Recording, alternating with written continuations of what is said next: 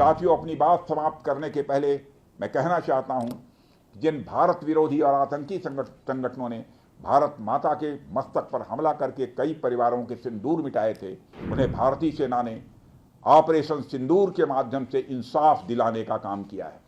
भारत आतंकवाद के खिलाफ जब भी कोई कार्रवाई करेगा तो आतंकवादियों और उनके आकाओं के लिए सरहद पार की जमीन भी सुरक्षित नहीं रहेगी। अगर पाकिस्तान ने न केवल भारत के नागरिक इलाकों को निशाना बनाया, बल्कि मंदिर, गुरुद्वारा, गिरजाघर पर भी हमले करने का प्रयास किया, कि भारत की सेनाओं की धमक उस रावलपिंडी तक सुनी गई जहां पाकिस्तानी फौज का हेडक्वार्टर मौजूद है। साथियों, आज लखनऊ में BrahMos integration and testing facility centre के उद्घाटन के शुभ अवसर पर मैं आप सबसे बातचीत करते हुए बेहद प्रसन्नता की अनुभूति कर रहा हूं। मेरी बड़ी इच्छा थी कि मैं स्वयं उपस्थित होकर आप सबके बीच मैं रहूं, आप सबसे मैं सीधा संवाद करूं, पर मैं क्यों नहीं आ पाया, यह बात आप सभी जानते हैं। अभी जिस परिस्थिति से हम गुजर रहे हैं उसे देखते हुए मेरा दिल्ली में रहना यह अति आवश्यक था। इसलिए मैं वीडियो कॉन्फ्रेंसिंग के माध्यम से आप सभी से जुड़ रहा हूं। मैं भले ही आपके बीच नहीं आया, लेकिन अपने उत्साह के माध्यम से आप मुझ तक जरूर पहुंच गए हैं। यह अपने आप में एक संदेश है कि चाहे हम किसी भी परिस्थिति में रहें, यह देश चलता रहेगा और हमारा काम नहीं रुकेगा। किसी भी स्थिति में हमारा संवाद नहीं टूटेगा। साथियों, आज का दिन हमारे शहर लखनऊ और हमारे राज्य उत्तर प्रदेश और हमारे पूरे देश के लिए एक ऐतिहासिक दिन है। आज का दिन मैं समझता हूं उस शक्ति की आराधना का दिन है जो हमारी सेनाओं को संबल प्रदान करती है, जो हमारी सेनाओं में निहित होकर दुश्मन पर कहर बरसाती है। आज का दिन मेरे लिए व्यक्तिगत रूप से बहुत ही महत्वपूर्ण है, क्योंकि मैंने अपने शहर लखनऊ के लिए एक सपना देखा था कि मेरा शहर भारत के डिफेंस सेक्टर को मजबूत करने में एक बड़ा योगदान दे। वह सपना अब पूरा हो रहा है। साथियों, BrahMos integration and testing facility का उद्घाटन इसलिए भी महत्व रखता है क्योंकि आज का दिन बहुत ही खास है। आप सब तो जानते ही हैं कि आज नेशनल टेक्नोलॉजी डे है। आज ही के दिन 1998 में श्रद्धेय अटल बिहारी वाजपेयी जी के नेतृत्व में हमारे वैज्ञानिकों ने पोखरण में परमाणु परीक्षण करके दुनिया को भारत की ताकत दिखाई थी। और वह परीक्षण हमारे साइंटिस्ट, इंजीनियर्स, डिफेंस पर्सनल और कई अन्य स्टेक होल्डर्स के अथक प्रयासों का ही परिणाम था। यह हमारे वैज्ञानिकों तथा इंजीनियर्स को मान्यता देने, उनको रिकॉग्नाइज करने और उनके कंट्रीब्यूशन को एक्नॉलेज करने का दिन है। मुझे अच्छी तरह याद है, जब मैंने इसका शिलान्यास किया था, उस समय माननीय मुख्यमंत्री श्री योगी आदित्यनाथ जी भी थे। उस दौरान मैंने यह इच्छा जाहिर की थी कि जितनी जल्दी हो सके इस प्रोजेक्ट को पूरा कर लिया जाए। और मुझे यह देखकर बेहद खुशी हुई कि आप लोगों ने मेरी भावना का सम्मान रखा और महज 40 महीने में इस प्रोजेक्ट को पूरा करके दिखाया। आज हमारे आसपास जैसी परिस्थितियां हैं, उसे देखते हुए ये बेहद जरूरी हो जाता है कि हम अपने लक्ष्यों को ऐसे ही समयबद्ध तरीके से पूरा करते रहें। इस मौके पर मैं उत्तर प्रदेश के माननीय मुख्यमंत्री श्री योगी आदित्यनाथ जी का विशेष आभार प्रकट करता हूं।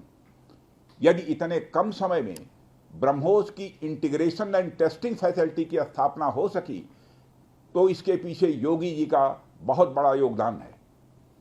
मैं डीआरडीओ, हमारे वैज्ञानिक, हमारे इंजीनियर्स और इस प्रोजेक्ट से जुड़े हर व्यक्ति और संस्था को मैं हृदय से बधाई देता हूं। आप लोगों ने दिन रात मेहनत करके इस इंटीग्रेशन एंड टेस्टिंग फैसिलिटी को खड़ा किया है। देश भर के वैज्ञानिक, इंजीनियर्स और युवाओं का योगदान हमें इस फैसिलिटी सेंटर में देखने को मिलेगा। मैं आपकी मेहनत और लगन को नमन करता हूं। साथियों, हमारी सरकार जब उत्तर प्रदेश में डिफेंस कॉरिडोर के विजन को लेकर आगे बढ़ी थी, तो उस समय हमारे सामने अनेक बड़े लक्ष्य थे। उन तमाम लक्ष्यों में से हमारा एक उद्देश्य यह भी था कि हम उत्तर प्रदेश को एक बार फिर देश के प्रोडक्शन सेंटर के रूप में डेवलप करें। यूपी डिफेंस कॉरिडोर लखनऊ सहित कानपुर, झांसी, चित्रकूट, आगरा और अलीगढ़ से होकर गुजरता है और ये सभी नोड्स आने वाले समय में विकास के नए केंद्र बनकर उभरेंगे। साथियों, एक उदाहरण मैं आपके सामने रखूं तो आप में से बहुत लोगों को पता होगा कि एक समय कानपुर और आसपास का क्षेत्र प्रोडक्ट्स की मैन्युफैक्चरिंग के लिए जाना जाता था। आर्थिक रूप से यह क्षेत्र बहुत ही समृद्ध था। इसे मैनचेस्टर ऑफ द ईस्ट कहा जाता था। लेकिन आज़ादी के बाद अनेक कारणों से आर्थिक प्रगति की राह में यह क्षेत्र पिछड़ता गया और कहीं पीछे छूट गया। मैं उन कारणों में तो नहीं जाना चाहूँगा, पर कहना यह चाहता हूँ कि यूपी डिफेंस कॉरिडोर के निर्माण के बाद यह क्षेत्र फिर से एक बार अपने पुराने वैभव को प्राप्त करने की ओर आगे बढ़ चला है। मुझे इसमें कोई संदेह नहीं है कि कानपुर विकास की उन ऊंचाइयों को छुएगा जो दुनिया के विकसित क्षेत्रों के लिए अनुकरणीय होगा। कल को वेस्ट में कोई क्षेत्र जब बहुत अधिक प्रगति करेगा तो उसे कानपुर ऑफ द वेस्ट कहा जाएगा। इसी प्रकार डिफेंस इंडस्ट्रियल कॉरिडोर के सभी नोड्स को डेवलप करने के लिए हम पूरी तरह से कमिटेड हैं। मुझे यह भी बतलाया गया है कि अभी उत्तर प्रदेश डिफेंस कॉरिडोर में aircraft manufacturing, UAV, drones, ammunitions, composite and critical materials, small arms, textile तथा पैरासूट आदि में मेजर इन्वेस्टमेंट किए गए हैं। एक अच्छी बात यह है कि इस डिफेंस कॉरिडोर में हमें पब्लिक सेक्टर और प्राइवेट सेक्टर दोनों की ही बड़ी अहम भागीदारी दिखाई दे रही है। साथियों, जब मैं प्राइवेट सेक्टर की भागीदारी की बात कर रहा हूं तो मुझे यह बताते हुए बड़ी खुशी हो रही है कि लखनऊ में ही पीटीसी इंडस्ट्रीज लिमिटेड द्वारा titanium and super alloy material plants की शुरुआत की जा रही है।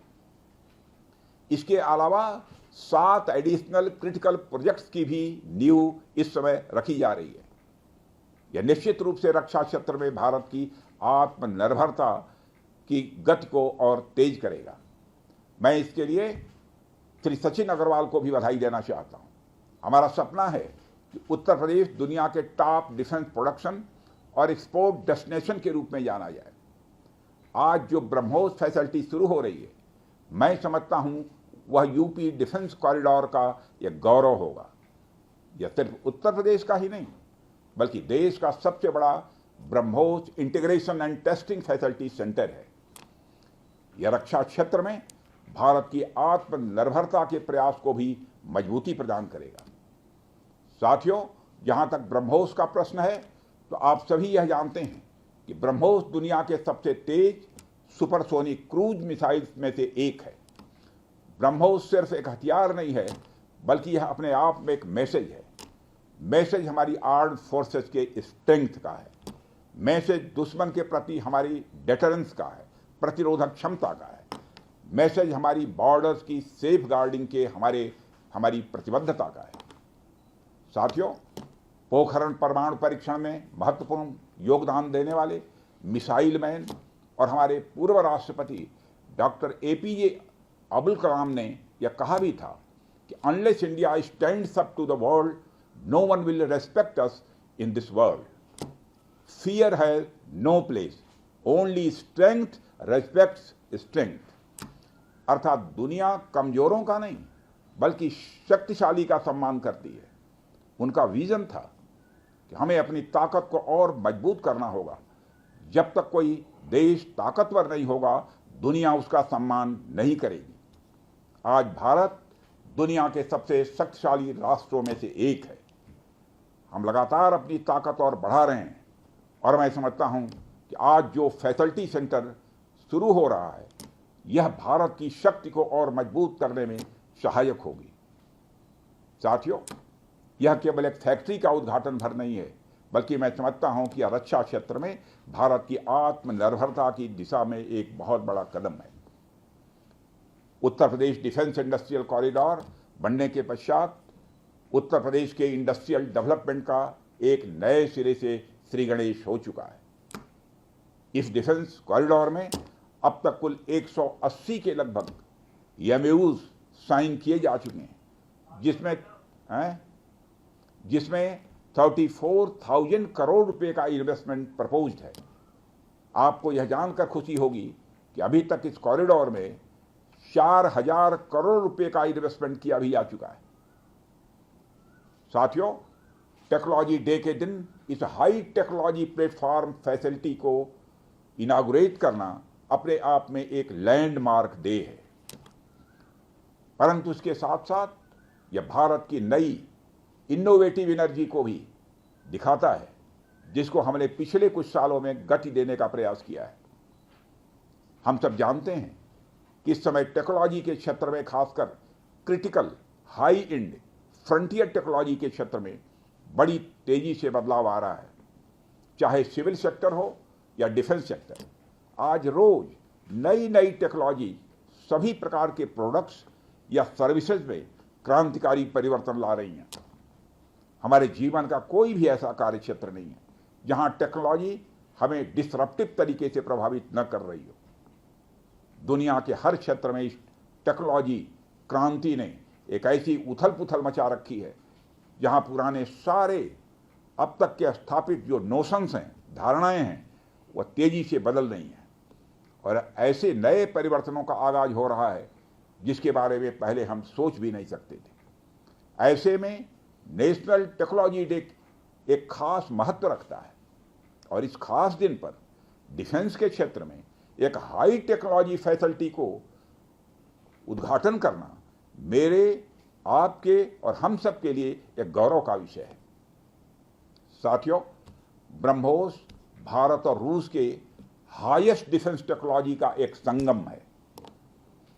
जिस तरह हमारा उत्तर प्रदेश प्रयाग स्थित संगम के लिए दुनिया भर में जाना जाता है, उसी तरह आने वाले समय में लखनऊ भी इस टेक्नोलॉजी के संगम के लिए जाना जाएगा और यह संगम कई अनेक विशेषताओं को अपने अंदर समाहित करता है।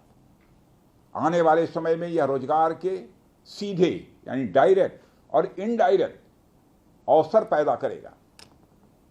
मुझे यह भी विश्वास है कि आने वाले समय में यह क्षेत्र एक ग्रोथ पोल के रूप में उभर कर सामने आएगा। साथियों, ब्रह्मोस जैसे कॉम्प्लेक्स सिस्टम की एक खास विशेषता होती है और यह सिस्टम अनेक प्रकार के सब सिस्टम, कंपोनेंट्स और पार्ट्स से बने होते हैं जिन्हें किसी भी एक जगह पर निर्मित करना संभव नहीं होता। यह सभी अलग अलग पार्ट्स इतने विशेष होते हैं, स्पेशलाइज्ड होते हैं, इनमें से हर एक को बनाने के लिए हाईली स्किल्ड मैन पावर और हाई टेक्नोलॉजी वाले हथियार, औजार, टूल्स की आवश्यकता होती है। आपको मैं यह बताना चाहूंगा कि हमारी डिफेंस इंडस्ट्री के अंदर देश भर में, चाहे वह डीपीएसयू हो या प्राइवेट सेक्टर की इंडस्ट्रियल यूनिट्स हो या जहां भी स्थापित होती हैं, वहां अपने साथ साथ एमएसएमई यानी छोटी औद्योगिक इकाइयों का एक एंसिलरी इंडस्ट्रियल बेस भी निर्मित करती हैं और इन एंसिलरी इंडस्ट्रियल बेस से पूरे इलाके का एक सामाजिक आर्थिक विकास होता है। मेरा मानना है कि यह फैसिलिटी सेंटर भी वही भूमिका निभाएगा। और साथियों, जैसा कि आप सब जानते हैं, चाहे भारत सरकार हो या राज्य सरकार, हमारी नीति एकदम साफ है। Make in India, make forward. हमारे लिए रक्षा क्षेत्र में आत्मनिर्भरता का अर्थ बहुत व्यापक है। हम इस विचार के साथ आगे बढ़ रहे हैं कि हमें खुद के लिए तो आर्म्स एंड इक्विपमेंट बनाना ही है, साथ ही साथ में पूरी दुनिया को एक्सपोर्ट भी करना है। साथियों, दुनिया की मिलिट्री मार्केट में अपार संभावनाएं हैं। हाल ही में मैं Stockholm International Peace Research Institute की एक रिपोर्ट पढ़ रहा था। उसमें उन्होंने यह बताया है कि वर्ल्ड मिलिट्री एक्सपेंडिचर 2024 में बढ़कर $2,718 बिलियन हो गया है। आप सोचिए, आर्म्स एंड इक्विपमेंट का इतना बड़ा मार्केट हमारी राह देख रहा है। इसलिए हमें बेहद मजबूती से भारत को दुनिया के लिए एक अट्रैक्टिव डिफेंस प्रोडक्ट हब के रूप में विकसित करने की ओर आगे बढ़ना ही होगा। आज का दिन उस विचार की तरफ बढ़ाया गया हमारा एक और ठोस कदम है। इन सारी चीजों ने मिलाकर उत्तर प्रदेश में डेवलपमेंट का एक इकोसिस्टम तैयार किया है। इसी कारण हम उत्तर प्रदेश में डिफेंस कॉरिडोर का भी निर्माण कर पाए। हमने लखनऊ में डिफेंस एक्सपो का भी आयोजन किया। हमने डीआरडीओ के टेस्टिंग सेंटर DTTC की भी स्थापना की और आज जिस ब्रह्मोस फैसिलिटी का उद्घाटन यहाँ हो रहा है, इस फैसिलिटी की शुरुआत से ही लगभग 500 डायरेक्ट और 1000 इनडायरेक्ट रोजगार सृजित होंगे। यह भी कहीं न कहीं उस इकोसिस्टम के कारण ही संभव हो पाया है जो श्री योगी आदित्यनाथ जी ने यहाँ डेवलप किया है। यानी हमारी डबल इंजन की सरकार उत्तर प्रदेश में खेल से लेकर खेत तक, कल्चर से लेकर कनेक्टिविटी तक, पुलिस से लेकर पॉलिसी तक और टेक्नोलॉजी से लेकर टूरिज्म तक हर क्षेत्र में विकास कर रही है। इसलिए मैं उत्तर प्रदेश सरकार को पुनः बधाई देता हूं। हर तरीके से उत्तर प्रदेश और भारत के डेवलपमेंट को लेकर हमारा संकल्प, हमारा समर्पण और हमारी प्रतिबद्धता और भी मजबूत होती जा रही है। साथियों, 11 मई को पोखरण से जो आत्मविश्वास प्रारंभ हुआ था, आज लखनऊ में वह और मजबूत हो रहा है। साथियों, अपनी बात समाप्त करने के पहले मैं कहना चाहता हूं, जिन भारत विरोधी और आतंकी संगठनों ने भारत माता के मस्तक पर हमला करके कई परिवारों के सिंदूर मिटाए थे, उन्हें भारतीय सेना ने ऑपरेशन सिंदूर के माध्यम से इंसाफ दिलाने का काम किया है और इसके लिए आज सारा देश भारतीय सेनाओं का अभिनंदन कर रहा है। ऑपरेशन सिंदूर सिर्फ एक सैन्य कार्रवाई भर नहीं है, बल्कि भारत की राजनैतिक, सामाजिक और सामरिक इच्छा शक्ति का प्रतीक है।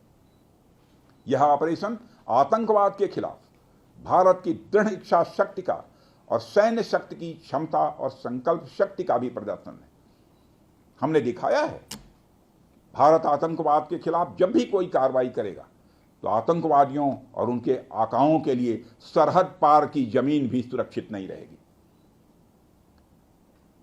भारतीय सेनाओं ने ऑपरेशन सिंदूर को पाकिस्तान में मौजूद आतंकी ढांचा ढहाने के उद्देश्य से लॉन्च किया था। हमने उनके आम नागरिकों को कभी निशाना नहीं बनाया था, मगर पाकिस्तान ने न केवल भारत के नागरिक इलाकों को निशाना बनाया, बल्कि मंदिर, गुरुद्वारा, गिरजाघर पर भी हमले करने का प्रयास किया। भारतीय सेना ने शौर्य और पराक्रम के साथ साथ संयम का भी परिचय देते हुए पाकिस्तान के अन्य ठिकानों पर भी प्रहार करके करारा जवाब दिया है।